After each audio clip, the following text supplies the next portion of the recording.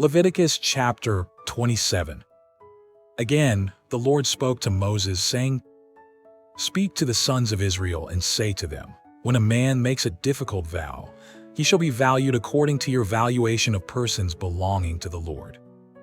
If your valuation is of the male from 20 years even to 60 years old, then your valuation shall be 50 shekels of silver, after the shekel of the sanctuary. Or if it is a female, then your valuation shall be 30 shekels. If it be from 5 years even to 20 years old, then your valuation for the male shall be 20 shekels, and for the female 10 shekels. But if they are from a month even up to 5 years old, then your valuation shall be 5 shekels of silver for the male, and for the female your valuation shall be 3 shekels of silver. If they are from 60 years old and upward, if it is a male, then your valuation shall be 15 shekels, and for the female 10 shekels. But if he is poorer than your valuation, then he shall be placed before the priest, and the priest shall value him. According to the means of the one who vowed, the priest shall value him. Now if it is an animal of the kind which men can present as an offering to the Lord, any such that one gives to the Lord shall be holy. He shall not replace it or exchange it, a good for a bad, or a bad for a good. Or if he does exchange animal for animal, then both it and its substitute shall become holy. If, however, it is any unclean animal of the kind which men do not present as an offering to the Lord, then he shall place the animal before the priest. The priest shall value it as either good or bad. As you, the priest, value it, so it shall be. But if he should ever wish to redeem it, then he shall add 1/5 of it to your valuation. Now if a man consecrates his house as holy to the Lord, then the priest shall value it as either good or bad. As the priest values it, so it shall stand. Yet if the one who consecrates it should wish to redeem his house, then he shall add 1/5 of your valuation price to it, so that it may be his.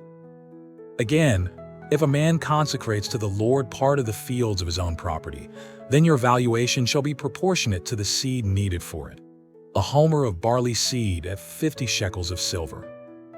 If he consecrates his field as of the year of Jubilee, according to your valuation it shall stand. If he consecrates his field after the Jubilee, however, then the priest shall calculate the price for him proportionate to the years that are left until the year of Jubilee, and it shall be deducted from your valuation. If the one who consecrates it should ever wish to redeem the field, then he shall add 1/5 of your valuation price to it, so that it may pass to him.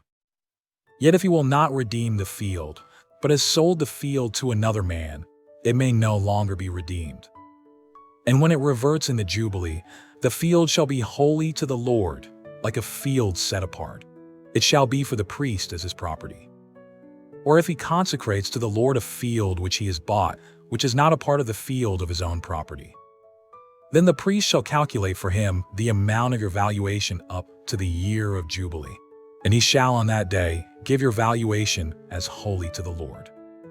In the year of Jubilee, the field shall return to the one from whom he bought it, to whom the possession of the land belongs. Every valuation of yours, moreover, shall be after the shekel of the sanctuary.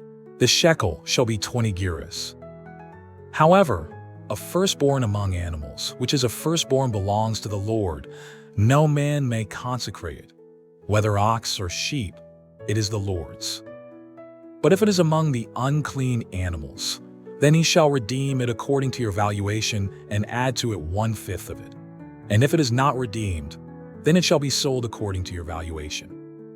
Nevertheless, anything which a man sets apart to the Lord out of all that he has, of man or animal or of the fields of his own property, shall not be sold or redeemed. Anything devoted to destruction is most holy to the Lord. No one who may have been set apart among men shall be ransomed. He shall surely be put to death. Thus all the tithe of the land, of the seed of the land or of the fruit of the tree, is the Lord's. It is holy to the Lord. If, therefore, a man wishes to redeem part of his tithe, he shall add to it 1/5 of it. For every 10th part of herd or flock, whatever passes under the rod, the 10th one shall be holy to the Lord. He is not to be concerned whether it is good or bad. nor shall he exchange it. Or if he does exchange it, then both it and its substitute shall become holy. It shall not be redeemed. These are the commandments which the Lord commanded Moses for the sons of Israel at Mount Sinai.